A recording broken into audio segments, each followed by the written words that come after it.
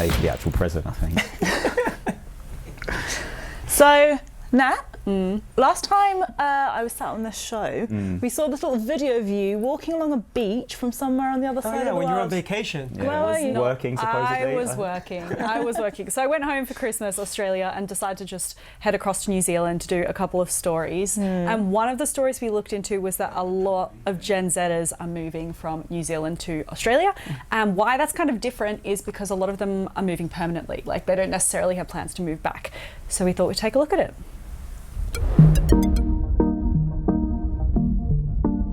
We're here in Wellington, the capital of New Zealand, because we've heard that a lot of people are moving overseas, especially to Australia, and a lot of those people are quite young. So we thought we'd come check it out. One of the people who is going in February, her name is Georgia, so we're going to go have a chat to her now and find out a little bit about why she's making the move. Hey, Georgia. Hey. Georgia Waring is a student trying to break into the creative industries.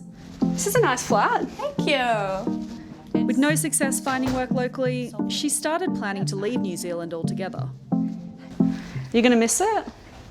Oh, absolutely. I'm going to miss this flat. Like, this is the epicenter of the city. Talk me through what you're going to take and why. Okay. So this is like the one drawer I still have to go.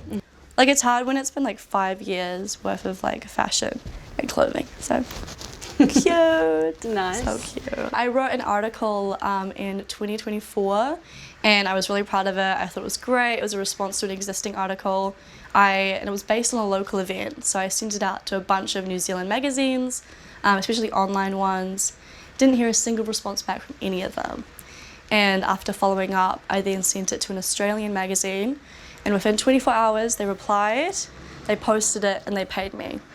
So it was this very clear distinction, and that taught me so much that not only is my work wanted over there, but I'm also going to get paid for it. If you're looking to grow and expand your career, break in. It makes way more sense to move somewhere where that's more welcome and accepted.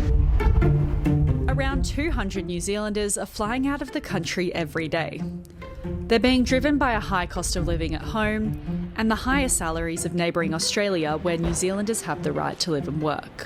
Stats NZ said almost 44,000 people who left the country last year were between the ages of 18 and 30. And the most recent data from the agency puts the median weekly income in New Zealand at the equivalent of $579, while Australia's median weekly income is around $1,005, according to the country's Bureau of Statistics. 24-year-old Hayden Fisher moved from Wellington to Sydney at the end of 2024. I moved here mostly for money. It felt like, I don't know, even as I worked harder and I, got better jobs and made more money, it still felt like things weren't working out. I was still losing money. I was still, putting groceries on Afterpay, that type of thing. And I found just being a normal retail sales employee in New South Wales was a higher paying job than being the general manager of a bookstore in Wellington. And how does that make you feel? Like, when you left home, do you miss home? Tell me how you feel about that. It felt like, I don't know, the people being prioritized were not young people. There were all these signals that they didn't really want us here. And more people I knew took off to Melbourne or Sydney or London or wherever. Along with stagnant wages, the price of houses and rent in New Zealand has increased exponentially in the last 20 years. Rents went up by about 83%, while house prices tripled, according to New Zealand's Reserve Bank. Independent politics and economics journalist Bernard Hickey says that's the main issue driving young New Zealanders away. The problem at the heart of everything, housing is just too expensive, not just to buy, but to rent. New Zealand has some of the most stressed renters in the world. We have the highest proportion of people in the lowest quintile of earners, so the poorest group.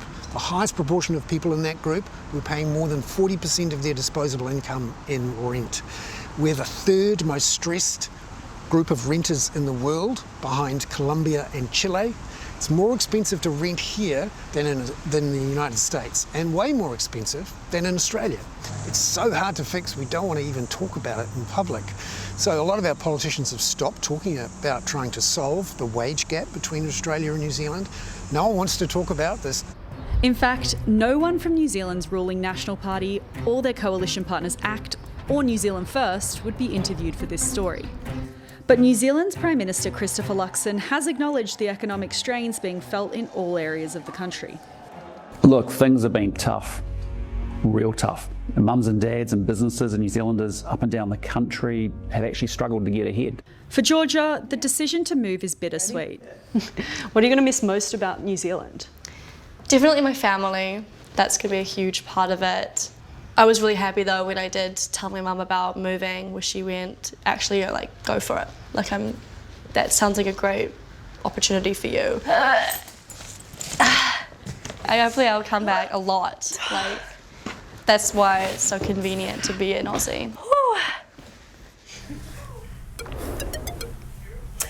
When you were spending time with Georgia, even off camera, because I know you were with her for a while, did you get the sense that she was like looking forward to moving, or was it something like this is just what it's come to and I kind of have, because she mentioned like leaving her family, so like how was she feeling about it?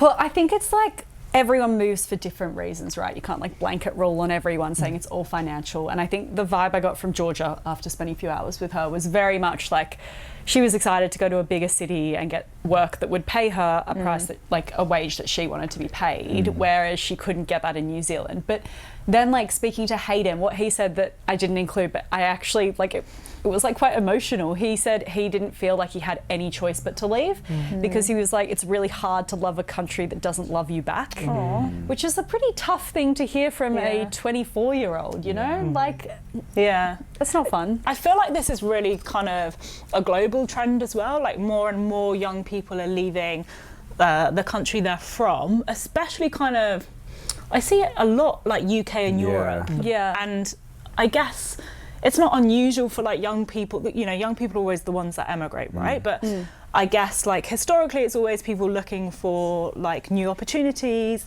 and a better life. But it seems to be that more and more people are leaving because financially they have to.